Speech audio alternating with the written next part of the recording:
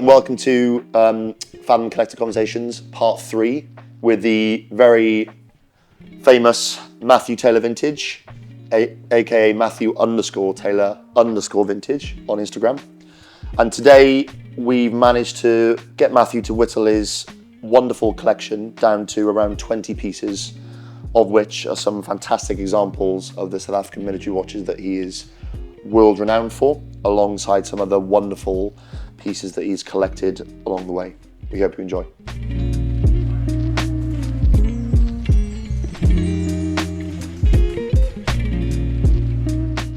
So welcome, Matthew. We are very excited to have you. Thank you very much. And I'm sure a lot of people are, to finally put a face to the name, because we're just so used to seeing your lovely little tidy watchmaker's desk and the little candle in the corner, yes, and your wonderful hands and these beautiful watches. Perfect. Thank you for having me. And now we get to see how good looking you are as well. Oh, flattery. So I want to start with really finding out what has got you into this this crazy hobby of ours, and a bit about your journey and how you've come to acquire what you've acquired, and Cool. a little bit about how you started, really. Yeah, I mean, my earliest memories, I think, of watches must have been around about primary school. So I would have been sort of 10, 11. And I always remember the kids at school had digital watches that every half hour they'd beep once and every hour they'd beep twice. Okay. And that's all I wanted. That's really was my dream. And then I think that Christmas, I asked my mother for one of these watches, and unfortunately I got one, but it didn't beep. Okay. So it didn't beep on the hour, it didn't beep on half hour, and I was most disappointed. And then I said to myself, I'm going to get one of those watches. It was important to me. And then I had a paper round from age about 12. Had a paper round, and I remember saying to myself, I'm going to work towards getting one of these watches. And I think at the end of the first year I bought, which was the first Seiko chronograph, which is this one over here, and it's actually the battery's long gone. This was the one that you bought? This is the one that I bought. At what age, you said? 14? This would have been 14. So wow. And how many papers is this equivalent to? Oh, it was a lot. I was getting paid 20 cents per paper that I delivered. 20 cents rand? Rand, yeah. Which is worth, in normal money, like what, 3 pence? Yeah, 2 or 3p. Mental. And that, I remember it being, I think it was 400 rand. So it kind of gives you an idea of things. Yeah. But I was so proud of that watch. I mean, it had an alarm, it had a chronograph, like it had a timer, it had the whole thing. It's got like a tuning fork as the... Yeah, that's the setting, sort of as you, you kind of go between all the different functions.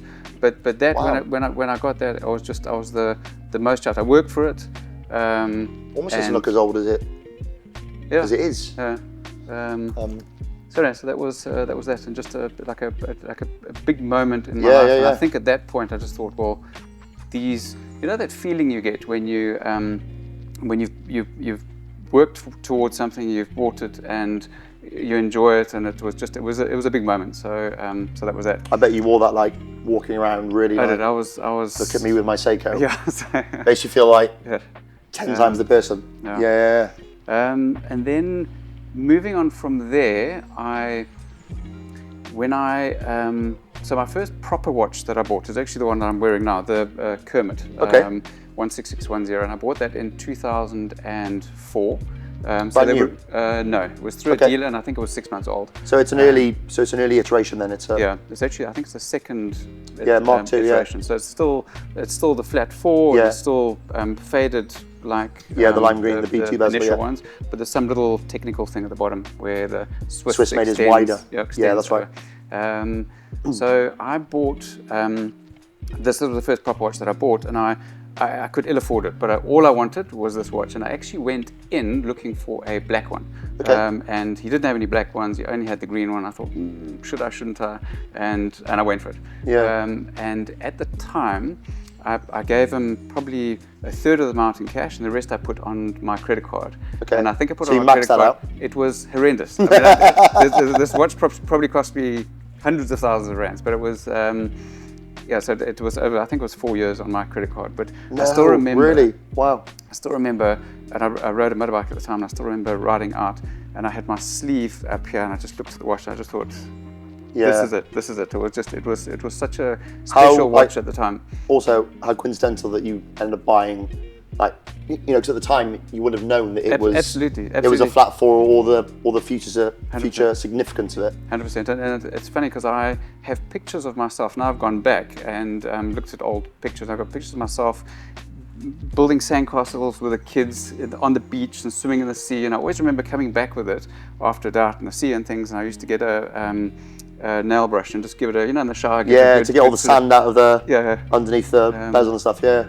And but I wore it a lot. I ran with it, I'd run every day, and I ran with a watch. And I think about 2010, it started to develop a little bit of a rattle inside, and that now we know is the rotor bearings gone. Rotor, yeah. And I sent it into to Rolex through somebody that I knew who owned an AD at the time. Okay. And it came back again. And I thought, well, that bezel looks different. It was, and it was a darker green. Dark green thing. And if you look on this, you can actually see a little scratch just next to the 4. And I remember making that scratch, but they changed it because it had this tiny scratch, and they wanted to give it back to me, fair to them, in perfect condition. So I said, well, don't stress about it. Can you just give me the original bezel back again? And so he made a phone call, phoned me back a couple of days later, and said, no, they're not going to give you the bezel back. So I said, no, I need it. My bezel, I want that bezel back again. You also didn't ask them to change it, right? No, absolutely not. So anyway, so it was back and forth for a couple of weeks. So I eventually got it back again. So I was always, my mates always say I'm the only guy that ever got anything back from Rolex. Wow. And, and there we go. So it was back to normal again. And funny enough, after that, I don't think I wore it a lot after that. I popped it in the box, and now I think at that stage, which must have been about 2012, 2014, it was kind of more of a special watch. Okay. And then I started to think, well, let me not wear it, and I popped it And aside. was that at that time? So you're sort of 10 years into your, 20 years in, I'd say, since you bought your first watch. Was it just the two that you had at the time? Was it just the Kermit and your original Seiko that you had by that time? That was it. So by 2013, you still only had 2 watches. Yeah. Wow. And I'd say the real collecting only started, because I haven't actually been collecting that long. I've been interested for a long time, but only collecting probably since 2017. Wow. Okay. So you really have gone on a fast and furious on the warpath, shall we say? And I think it started with I was in the jewelry industry at the time, and a jeweler phoned me up saying that they had some lady whose husband had passed away and had his old watch. Would I be interested in buying it? And I said, well, can you send me some pictures? A couple of days later, I got some pictures, and I remember seeing this watch, and it was actually this 5508 over here. And so this is a Rolex for everyone it's a Rolex 5508 from 1958. Yeah, one of the latter small crown Rolexes before they moved to the 40mm 5512. Yeah, and with crown guards, etc. So it's without crown guards. And I remember seeing this watch thinking, wow, that's actually quite special that it's stayed like that and aged really over the past 60 years or whatever. And I just thought, wow, that's an amazing thing. So I met up with this lady, and so I bought it through the jeweler. So the jeweler was a referral to the lady. Went and met with her, ended up buying the watch, and she said, hang on a sec, I've got the box for it as well. So she went off, got the box, and I said, and it had a little pamphlet inside it, but it didn't have the papers. Okay. So I said to her, you don't by any chance have the papers? And she said, literally yesterday I threw them away. No. So it was, but at the time I just kind of thought, oh, okay, well, too bad, too sad, loved that was really nice. I mean, it has got the lacquer started to sort of break up in it, but it's quite pretty. That was your first vintage purchase. Yeah, it's a pretty good start. And I remember it being it was special, and that kick-started everything, because I saw how beautiful that was. Yeah. And it just started something, and then I delved into it like you can't believe. Well, no, I can believe it, and I think the people watching can believe it, because Based on your daily Instagram dose of horological pornography, I think we can all believe it. So that was 2017, That would have been 2017. you said? Yeah, maybe 2018. Actually, 2017. So from then on, you've aggressively gone into a wormhole. Yeah. And then a couple of months later, I mean, there was a couple of things in between that. And a couple of months later, I was then offered this, the Double Red Sea Dweller.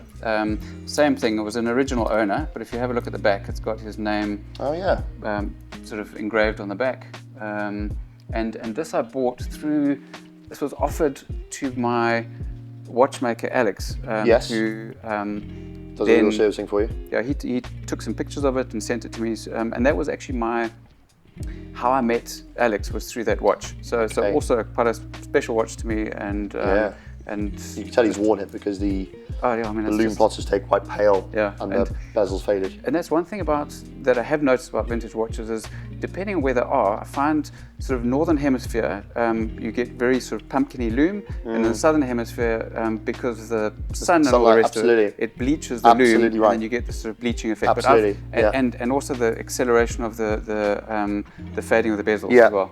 So I've always said it, the light with matte dials, not necessarily the white gold ceramic dials, but with the matte dials like this, the more sun exposure they've had, normally the paler the markers. Yeah. The more ghosted the bezel. 100%. Yeah. Less light, darker environments, the darker the lume goes, and 100%. the black, how dark the bezel stays. I mean, I've actually got another one of those, which is it was kept in a safe its whole life, and it's the most darker, orange pumpkin lume you can imagine, and jet that black funny? bezel.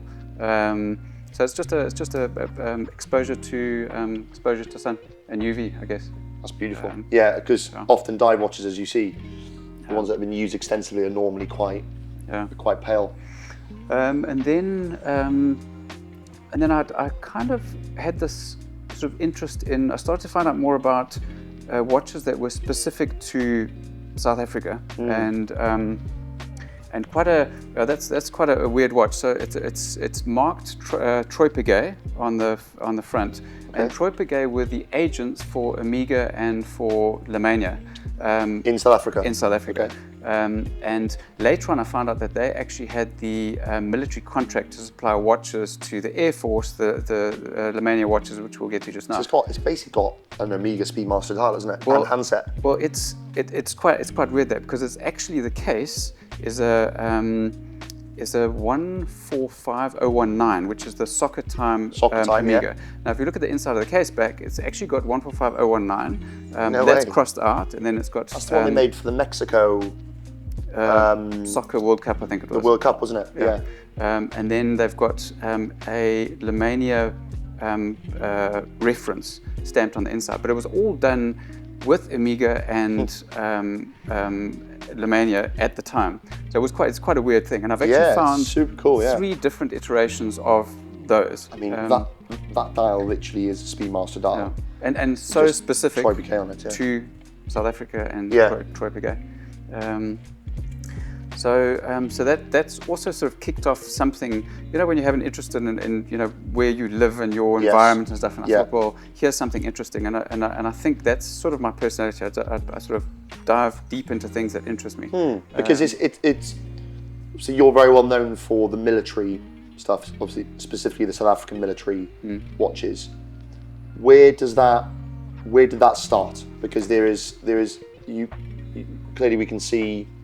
You started with watches that you wanted, and then you dipped your toe into vintage, and then that sort of kicked off. But it actually, I can remember my son and Alex actually worked together for a short period of time, and somebody offered them a watchmaker. It was a deceased watchmaker who had his daughter was selling all his stuff, and there was a storage locker it was full to the brim with clocks, and it was dusty, and it was an absolute mess. So we went over there, hired a trailer, loaded the whole lot up, took it back to my place, offloaded all this in the garage, and really there was almost like storage hunters you see on. It was exactly that. It was like we had to sift through everything. If I could do that again, it would be a dream come true. But but I mean, we were cleaning up that stuff for years afterwards. There was that much stuff. But in one of the little boxes was a Lemania 5012, which is this this watch over here. Beautiful. It's not this particular one. I'll tell you more about this one just now. But it was all in pieces, and Alex actually recognized. Oh, sorry. You mean for the viewers watching? You mean a watch service box? Like a watchmaker would have it dismantled inside. Yes, exactly. Yeah. So it was all in bits like and he was pieces, in the middle of servicing it and then didn't manage to finish it. So dial was loose, but fortunately in some tissue paper. Yeah. And all the bits and pieces were kind of scattered around this box. And I remember seeing that, and it has its issuance numbers on the back, and I thought, that's interesting. That's quite exciting. Dug deep into that and found out that there were watches that were issued to the South African Air Force, and then he actually put it together, and I still have that particular one. Quite often what the guys would do with the military watches, because they were issued the watches and they never gave them back, they were always cautious about a link to them. Okay. So so quite often they would get the watchmaker then to take the case back engravings off them, just so there was no link. But this one had beautiful case back engravings. So he put it together. It looked fantastic. It was a wonderful, wonderful watch, and that got me then thinking. Well, that can't be the only one. And at the time, I think there was an auction at Watches of Knightsbridge, and I saw So one this of would have been them. when? 2018? About that, yeah. Okay, yeah. And I saw there was one of these watches, and I thought, geez, it went for ridiculous numbers. And at that stage, there was very little known about them. And I think it only achieved those numbers because there weren't others. So I kind of said to myself, well, I knew there were 800 issued from records that I'd found, and I needed to find these 800 watches. So I just I made it my mission to. I haven't come anywhere close to that, but I know there were 800 out there. Have you got a figure that you could give us about how many Lemanias that you actually got? Or? No, sorry. No. But it's a significant amount, I'd imagine. But I'll tell you, so there aren't actually 800 of them, and the reason being is, in my whole journey, I met up with the South African Air Force watchmaker. Oh wow! And how did you manage to track him down? Through other guys. So quite a few of the pilots still had, because after these were the Seiko watches, and there was a time where the Air Force said, well, bring your Lemania watch back and we'll give you a Seiko in exchange. Swap it, yeah. Some guys did that because all they wanted was this now new quartz movement Seiko. So some guys did that, and the watchmaker then was instructed to destroy all the ones that came back again, and then you could issue them with a with a Seiko. So I've actually got a picture, and I'll try and give it to you guys, of a whole of these things that have just been hammered, like completely destroyed. No way. And he said he remembers there being a paint tin that was half filled with cases and dials and stuff of the destroyed 5012s. So it was a real. So actually, of the 800, what you're saying is a significant amount of them don't actually exist anymore. I believe so, but then there were some left over that were sold to Air Force staff, and they were able to buy them. I think it was 36 Rand at the time, which is what, £1.80 or something. And loads of guys that I bought them from have told me the same story. So they're either pilots or they bought them from from stores. So that was, so it all started with a 5012, and then somebody offered me an 1872, which is this one here, which is you kind of liken that to the Cairelli. This is my Zenith. my personal favourite out of the range. I just think it's so well balanced. It does look very similar to Cairelli, but slightly smaller. Yeah, but it's beautiful and again, proportions. Again, I saw that and I just thought, wow, stunning. That's absolutely amazing. Absolutely gorgeous. That faded bezel as well. So again, so what year would this sort of be? Sorry. This was what age? There were two issuances of those. There were 670 issued in total, and in two batches. Because they don't have the year on these, do they? Like an NN would, or a Milsib on the case back, whatever. So what I did, I started to try and work it out from movement numbers, earlier movement numbers, later movement numbers. But when I spoke to the watchmaker, he said at times there were 20 movements on the desk and 20 dials, and it was a real mix and match of whatever was available. But they did 2 dial variations, that one with an arrow dial, and then one with the numbers. What are they called? Arabic numerals, yeah. And it was always believed that the Arabic numerals were first in 1971, and then 75 was the second batch, and they were the arrow dials, but it's actually the other way around. Okay. So what you're saying is you got most of the information that you've managed to acquire from the original watchmaker, is what I'm saying. Yeah. Because, as you quite rightly said, at the time there wasn't particularly much known about these watches. And it actually inspired me to write articles on both of them, which is what you're known for. 100%, and find out everything there was to know about them. So I literally did tables with numbers, issuance numbers. You really pestered this guy, didn't you? Yeah, but he put me on to other people as well. So it's that's. It was great. It was great that you managed to find that source. I mean, I've met amazing guys. Yeah. Through these watches and the stories and stuff, and it's been a fantastic journey. It's kind of what I've really lived for a couple of years was doing that. So go back to the first Lemani that you picked up, the 512. Yep. Talk to me about this one, because this one isn't what it seems. Because when I picked it up earlier before we started filming, I looked at it and sort of went, what? Yeah, so this one is the prototype. So before these were made, so these were given to the Air Force in 1980. Okay. And there was obviously a process of saying, well, we want this, we want that. Is this good enough? Is that good enough? Okay. And this actually is the prototype. So this is a prototype. It doesn't have case-back engravings, and it was just presented to the Air Force to say. The dial is slightly different, right? Yep.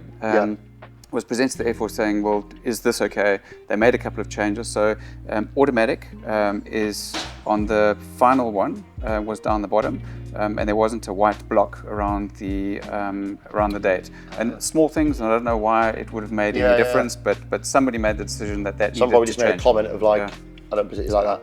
And a very, very small thing was the bezel is slightly different on the prototype. The knurling? The fonts of the fonts of the 4. So you also get a flat 4 and a pointed 4. Okay. So that was that. So it was just a particularly special one of these. How did you come across the prototype? How did you manage to get your hands on something like this? That was through a very dear friend who actually passed away. I knew him for years, and I knew that he had this watch, and I always offered him. I said sorry, was he before you got into this rabbit hole, was he already collecting these sorts of watches? Okay, so then once you got into it, and then we were exchanging notes all the time, and very sort of obliging with information. So the information on these things is just from a culmination of so many people. But he had that watch, and he always said to me, that watch one day needs to be in your collection. And that's fantastic. And as I ended up, I actually bought it from his wife. And she knew the story as well. She said that he had told her. That was a keeper. So that was that, and then and then the one before that. So in the 60s was the 2220, very similar to sort of dial layout to the 1872 arrow dial, and that's the 2220 Lemania. And prior to this was the IWC Mark 11. Yes. Okay. So they actually had, the Air Force had some wonderful watches. Think about that. This one was commonly issued to the Royal Navy and RAF, right? Yeah, exactly. Both. And quite often you'd find those with dual markings, so it would show these are lovely Royal Navy markings and South African markings on. Fantastic watches.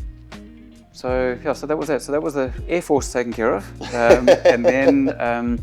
They moved over to the Navy. Yeah, and then I always knew that there was some link with watches and the South African Navy, and the very first one I found was actually a guy in Zim that sent me a picture of a 5513, Okay. offered it to me, looked at the thing, said it's very nice, have you got some more pictures?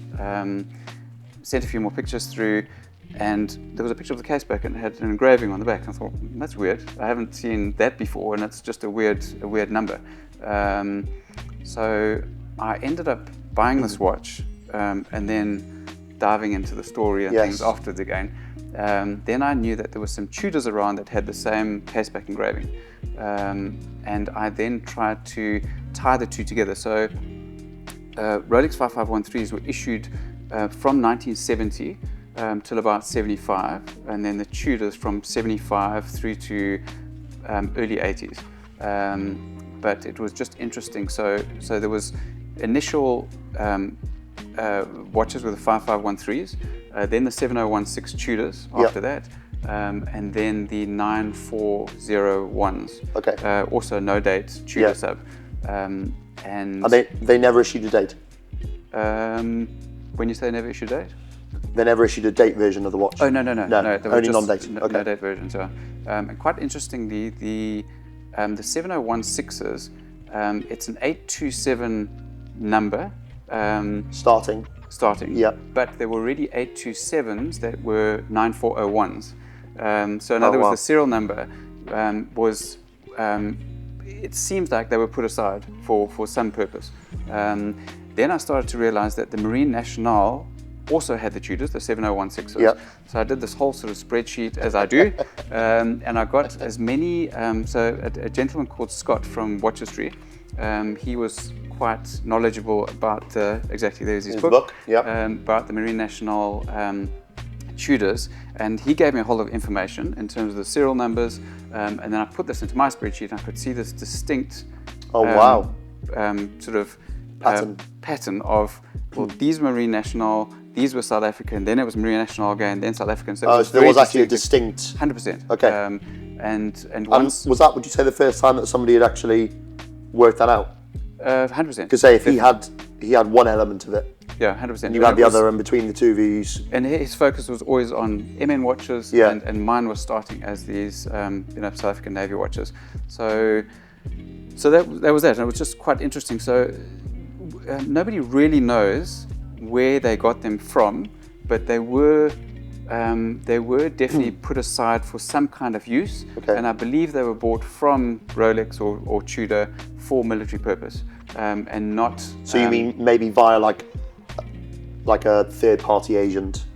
Possibly. A bit like what they do with A. Cairelli and possibly with Troy as well. Yeah. So it was quite interesting just to see that sort of distinction between them. So with the 5513s, they just used the standard 5513. They never made any modifications to it like they did with the Milsub. Yeah, exactly. And those, one thing I have noticed on all of them, there is evidence of end link wear on the underside of the lugs. So okay, so they probably did just wear it on a normal bracelet. Yeah, so they're all, I think, rather came than on normal bracelet. Marine Nationale, very few of them have end link wear, whereas all of these do. But none of them had fixed bars. Exactly. Interesting. And I've got quite a few pictures of guys wearing them, and they were all on bracelet as well. Wow. So I do believe they were on bracelet, which is quite weird because if they bought them directly from Rolex, why would they have bracelets if they were military? It almost feels like somebody has gone, oh well, they're using those watches. Maybe we should have some as well. But they wouldn't have been able to just buy them from a shop. So they wouldn't have been able to just buy a batch and say, well, go to the jewelers and say, can we have 10 of these watches or 20 of these watches? Because the serial numbers are very distinctive, and they were. You mean the physical Rolex case serial? Yeah, well, it's the number on the back of the case back is the same as the case between the lug number. Fine. So okay. it always. So the serial numbers on serial numbers on the Tudors and the Rolexes for South African Navy are essentially just the copy of the case number. Exactly. Okay. So, interesting. And the 5513 is quite varied in terms of the numbers, so that there's quite a big range of them. Yeah. Whereas the Tudors, it's a very, very small and very distinctive sort of batch of numbers. So no one, you've not managed to find somebody who worked on the watches yet? I haven't. could- I haven't That could give you a bit of found. an inkling as to how they acquired them. Yeah, I haven't found the person, but there was a guy that helped me with the article on this. So my third article was on watches issued to the South African Navy, and there was a guy that was in the Navy, Okay. started as a national service guy, and he actually is still in the naval industry at the moment, but in private Okay. practice. Yeah, in the private sector. Yeah. And he helped me with amazing information on them. I mean, he recalls a story of going into stores, wanting a watch, opening a cupboard. He said there was about 20 watches in the cupboard. Oh, is it just the military stores? Yeah. Okay. And that would have been in Simonstown, in the Cape. And he said there were Rolexes and Tudors, and he would sort of pick them up, shake them, see if it worked, pick No another one way. up, and he ended up taking two. And the one that kept the best time he kept, and the other one he gave back again. But they all tell the same story about them being the Navy or the Navy making them responsible for the watches, and everyone was kind of nervous to take them out of Yes. stores because they would be accountable if they lost it. And it didn't seem like they were keen to, if they really banged them up, it was their problem. They What was the penalty? Did he say? Was He it didn't. like Yeah, they did something in the British military? It was called a diff, where you'd have to pay the difference Okay. in what essentially it cost them to buy if you lost it, or Yeah. they had to give you a new one. Yeah. I don't know what that was. Interesting. But another little story that one of the guys told me is that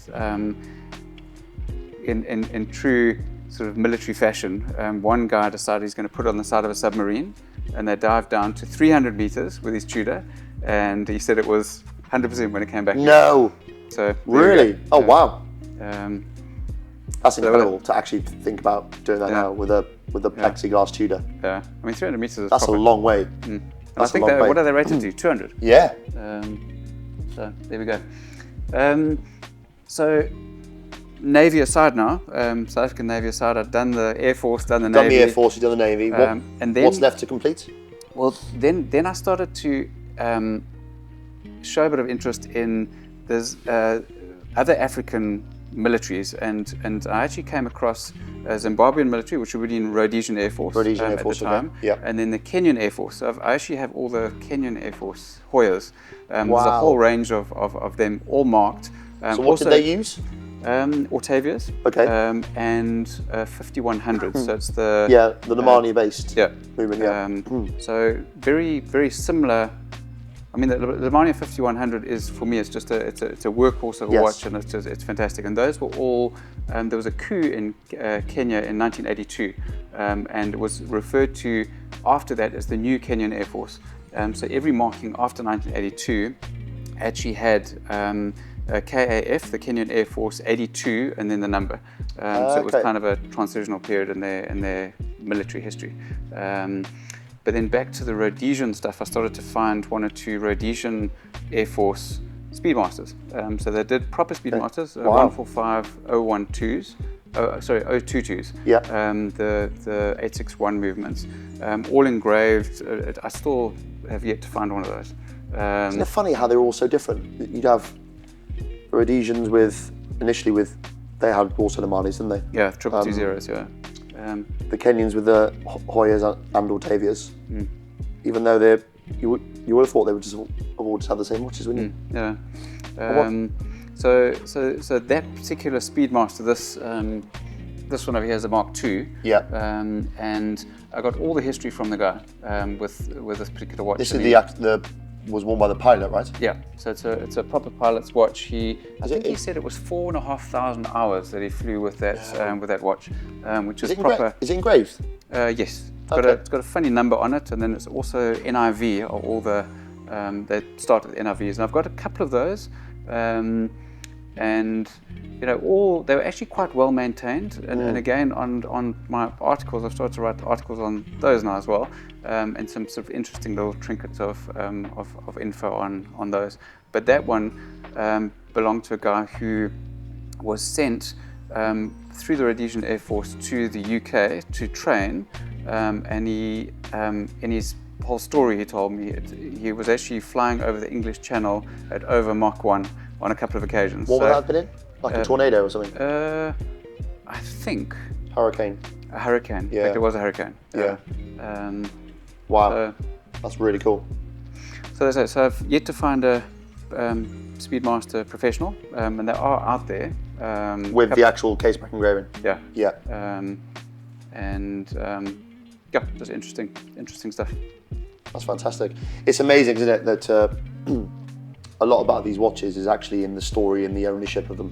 Well, I think that's Who owned it? Because otherwise, if you just show that to someone, you'd be like, yeah, it's cool. But when you add the story element to it and the person behind it, it just elevates it to a whole new level. That's always been my thing. You know, there's even the Anglo-American Corporation in South Africa, which is a mining corporation. They gave award watches to, if you worked for 10 years, 25 years, and they're all solid gold, and they've all got case-back engravings with a lovely AAC logo on the back and all the rest of it. And it's nothing special, but when you buy it from the person that was awarded that watch, that's amazing. And there's history to it, and and sometimes it's actually quite a sad story. People are selling their watches because they need the money. And I've had a military watch I bought from a guy who burst out into tears, and he was really struggling. And when I offered him on his watch, he said, "Really, you could have given me 1,000 rand, and I would have been more than happy." And I gave him 60 times that. So and just met some unbelievable guys. Once you buy their watch, they want to sell you their Air Force briefcase. And all their bits and pieces. And that's cool, though, isn't it? I've got headphones, I've got helmets, I've got full flight suits. Where do you? Don't ask me where I keep it. Do you like a museum? Do you like a museum now? It's all going to come here eventually, isn't it? Yeah, we're just going to rent a room in the Excel Centre. The Matthew Taylor Museum, and it's just full of watch memorabilia from all over the world that you've collected. And my wife hates me for it. It's just every couple of days I come back with. I once brought back a webbing. It was the helicopters used to use them for picking up heavy stuff. Those big. It's a big webbing like cage, Yeah. And you brought back a net. Somebody had this in their garage. And he said, "Would you be interested in an Alouette, which was the helicopter, which I think it was a French helicopter. South Africa had them as well. Webbing net, I think he called it." And I said, thinking it would just be like a small thing. And he took me to his garage, and he just had this like big, massive folded thing. So we opened the whole thing up, and it must have been a quarter of the size of a garage. And he said, "Were you interested?" I said, "Yeah, of course. Why wouldn't I be interested?" So, I took that home. And I just remember my wife's face dropped. Because you say, obviously, you've moved now to the UK from South Africa. Yeah. And as you're probably aware, space is not particularly a luxury in South Africa. You've got a lot of it, whereas in the UK we don't have as much. Yeah. So I'd imagine that your wife is particularly aggrieved. There's a lot of consolidation. We is she sleeping on the net? Yeah, as like a hammock. Loves it. Yeah. But we've actually we shipped one container over with stuff, and we were unpacking it. And I'm actually embarrassed to say there were certain things I brought over which I probably shouldn't have brought over, and we left stuff that we needed behind. It sounds like it's the opposite to when I go on a holiday and my wife, we pack a suitcase, and my part of the suitcase is this big. Yeah, exactly. And my wife's bit is that big. It sounds like the container was the opposite problem. It was all of this, and your wife had the little corner in the end. Amazing. Anyway, so so talk to me about, these are obviously completely different. Comex aside from the military stuff. Yeah. So just interesting dress watches, and I've always been attracted to. Or should we start with those? Yeah, that looks particularly. So there's two interesting watches here. They're very small things. This is from the 1940s, and that's from the 1930s. That comes on a bond clip bracelet like this. Yep. And that apparently it was called the Lifesaver because of its shape. I think it's reference 2849. Correct. And they only made 60 of those, and each one was unique. So they had different handset and dial configurations. So you'll never see two of those. No way. Look how similar it looks to the bubble back. Yeah. And that, I think it's an 8 3/4 line movement. Wow. So very, very early sort of Rolex movement. It's 3660 on this, and it's 369 on this. Oh, really? Isn't that really funny? Geez, okay. That's So that would a be... complete coincidence. Yeah, so that would be... About 40, 45. I would have said earlier, I would have made that sort of 1939, maybe 40. But again, could be wrong. 366. Yeah, you might be right actually. Yeah, because it was about 10,000 serials per year, wasn't it? Mm. That's really cool. So just an interesting little thing, and again, you know, I'm never going to wear it, but you don't. I often tell collectors 16.8. Yeah, I often tell collectors this. It's okay to buy something that you're not going to wear, Yeah. but you can just look at it and appreciate it. Beautiful, isn't it? Um, Have you ever worn it? yeah, I have. I mean, I've worn it around the house, but I wouldn't wear it out. I don't think it's. That'd be pretty bougie, wouldn't it? Going to like a Yeah. Toby Carvery wearing that. So that's one, and then this is a Patek Philippe. I can't remember the reference of it, but that's their first sports model watch. So it has I can't remember the case maker, but it has these little strips. Movado actually used them as well, and it makes a waterproof case. You kind of slide the two strips. There's two on that side and one on that side. A Borgel case, an FB case? No. It's called, geez, I can't remember offhand. But that had a little lead gasket inside it, and when you push the sliders in, it would make it waterproof. So that literally is Patek's first so light. sports model. It weighs nothing. And if you have a look at it, it's a double signed one by Favre-Lube. So Yeah, I literally saw that, would have been the retailer of that. Wow. And again, something I probably wouldn't wear. That would have been some money back in the day. Yeah, people probably wouldn't give it a second look, but it's such an interesting and important watch in time. Beautifully. Yeah, yeah. Absolutely stunning. Yeah. Vastly different to this watch I'm about to pick up, this Comex. Yeah, well, that was actually quite a recent purchase. You got this off the original owner from memory, didn't you? No. Or was that another one? Yeah, it's no, I only had one Comex, and that one was from a collector who had just hoarded it for years and years, and it was quite a leap of faith actually, because I didn't know much about Comex, and I just, you know, I saw it, and I tend to move very quickly and take big risks when it comes to watches, and generally it pays off. But it was quite funny how I bought that first, and only after I bought it, I asked for the information on it in terms of case back engravings versus serial numbers and stuff, and then somebody helped me out with it, and he actually told me what the serial number should be based on the case back engraving before I had even seen the serial number, and it was such a relief when when it all worked out. I said, okay, that's pretty beautiful. Cool. Yeah. My favourite ever reference, the 1665 in Rolex. That's a particularly nice one as well. Yeah, it's I've always had this thing. I just want one, and yeah, that's lovely. There we go. That's it. You're not going to top that. And then on, in terms of dive watches, so in this Comex would have been sort of late 70s. Yeah. And this is a mid 60s Favre-Lube Bathy 160. Wow. I've never ever seen one of these before. And I believe it was the first wristwatch that had a integrated depth meter on it.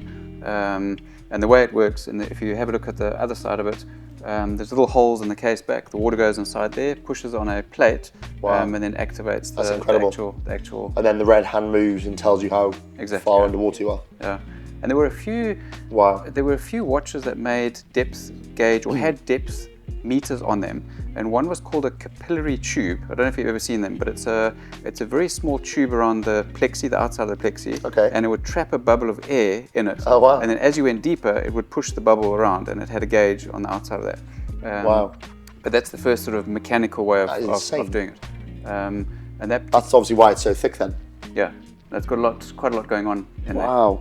I've never ever seen one of those before. I probably will never see another one again. And that is the original Corfam 3M strap on it. And that was a case of somebody offering me that watch, just saw it. You know, I have this policy that if you're never going to be able to buy something in that condition again, you've just got to go for it. Even whatever condition, just to even see another one again. I mean, I can't imagine they made, because they were a retailer as well, weren't they? Yes, they were. So they would have, it would just been like an in-house. I haven't a clue how many of those were made. Yeah, that is incredible. Fantastic, that. Cool. And then up at the top over here, I have a couple of just interesting watches. This is quite a cool, so it's called a dead beat seconds movement. Oh, yes. It was made by Doctor. Chezard was the actual manufacturer of the movement. And then shortly after this, Omega and Rolex made deadbeat second movements. That's beautiful. That's never been worn, is it? Yeah, that's a New York stock. And that would have been from, I would guess, maybe late 50s. But just something interesting. Again, not something I'd wear. It's probably too small for me, but still just an interesting watch. And like I keep on saying, it's okay to buy something which you just admire and look at, and it's interesting. And it's a Doctor, right? Yep. That's really cool. This has particularly caught my eye. When you took everything out on the table and you put everything down, that was the one that I initially sort of was drawn to. You've identified probably my favorite watch, and people in your entire collection. Yeah, and I wouldn't say the most meaningful watch. I have others that are more meaningful and have better stories, but that's just a particularly special 1930s all original 33.3. I was going to say 33.3 car, pre 321. Yeah, so Omega's first ever. It was a joint venture with Tissot, wasn't it? Because I think they called it a 15 TL. Yeah, and then the 33.3 was the 15CH. Was it 15CHT or was it a TL? Because I've got I have an Omega Tissot double signed late 30s snail dial. Okay. Well, that's what that is over there. Exactly. So that this is also an unusual watch to find. So they're both fairly similar in that the reset is in the crown. But that's a 15. I think it's a 15 CHT, whereas that is a 33.3. Beautiful, but also very cool, and that's an enamel dial. But just both 1930s, both in just amazing condition for their age. I mean, enamel dials generally wear quite well. It's just the nature of enamel. But to find something like that in that condition is pretty cool. I love that the reset pusher is housed within the crown. It's neat. Yeah. That is so cool, isn't it? You wonder why they don't do that now. I actually don't know if there are any mono pushers around. It's so satisfying to be able to just press that button in. Yeah. And it's like there's like virtually no pressure required at all. Yeah. Now those early Lamania and Omega movements and Tissot movements, they're just unbelievable things. They're real workhorses. We've had a couple of these in the past. These are beautiful. The Movado M95s. Yeah, that's also. And this is like it has not been worn. That was I don't know if you ever heard the story, but I ended up buying literally a suitcase of watches. And it was a guy who had his father had a Mercedes dealership, and somebody had taken their car for a service and couldn't pay the bill. And he negotiated then to give this guy the suitcase of watches, and there must have been about 60 watches in it, and not. I mean, that's one of the nicer ones. There's some real crappy ones in amongst there as well, but there were some gems in there. In fact, that Doxer came from the same suitcase. And then you bought the suitcase off the dealer. Yeah. And how long did he have it for? The dealer's son. He had it since the 60s. So just this suitcase of watches that you just left. And it had all trays, and I've actually still got the suitcase. It's got a broken handle, and it's quite a ratty looking suitcase. But it's but it's one of those sort of traveling watch salesman suitcases. Is that what he was? Drawers and all the rest in it. So like a traveling salesman, going around selling like niche brand watches, I guess. So he probably was a salesman and just thought, well, I'll pay my bill. Here's the whole suitcase. Take it. That's really interesting. I suppose that's how they probably got these brands out there, right? You know, if they couldn't afford to have a store, or But even just brand reps. If you think about those old Hoya suitcase, they had the same thing with the little cutouts for all the watches, and you'd go and visit the jeweler and say, okay, which ones do you want to order? So where is your where is your collection going to take you? What's your next thing that you're looking to? I think it to has move to be into? it has to be military. You know, I'm enjoying the military because everyone has a really good story to it. Yeah. So I think I'm not going to say I'm done with the other stuff, but I'm really focusing on military stuff now. Okay. And Are you moving on to a different country now, or are you specialising in? You know, I've always had this fascination for you know, having lived in South Africa, for African air forces, and I know there are a few others out there that I can sort of get my hands on and Yeah. conquer and understand the story. But yeah, wherever it takes me. I mean, I just enjoy the story. The story to me Yes. is more important than anything else. And But also, I guess the learning and the knowledge and the people that you meet is such a fundamental part of it. You know, finding out through, you know, between Scott and yourself and a watchmaker that actually this is what these serial numbers are and what they mean. That correlation didn't exist until well, I think you'd actually done the work. And it's only by collectors sharing information like that, Absolutely. and openly sharing, Absolutely, that you get that information. I just think it's important, and I'm sure there's loads more out there. Yeah. And just encourage people to collect, share, and because actually as a collective, we've got far more information than the manufacturers have actually with a lot of these things. Absolutely. I mean, if you see Rolex's sort of in their latest book, the information that they gave out, I mean, it was fairly limited, and I think collectors probably know more than what they gave out. Also, the way that you could tell that they're not particularly too bothered about the detail because of the examples that they used weren't even correct. Yeah, exactly. Like I said, I think they, in the collector world itself, there is far more knowledge. But as I say, the knowledge is as a collective rather than individuals. Yeah, absolutely. But no, it's been nice to finally see some of them in the flesh rather than superimposed out of a catalogue that you've been doing recently. Fantastic. Which I do also enjoy. Cool. And again, thank you so much for coming. Thank you. Really appreciate thanks for the it. invite. Wonderful spot you got here. You are more than welcome. Really do appreciate feel it. free to leave these here as long as humanly possible, especially this one. I almost want to try and test it myself, but obviously I'm not going to do that. But that for me is particularly fascinating. Yeah. I really enjoyed looking at that. Cool. Really appreciate your time. Nice one. Thank you so much. Really, really appreciate your time. Yeah, you too. Take it easy. Cool.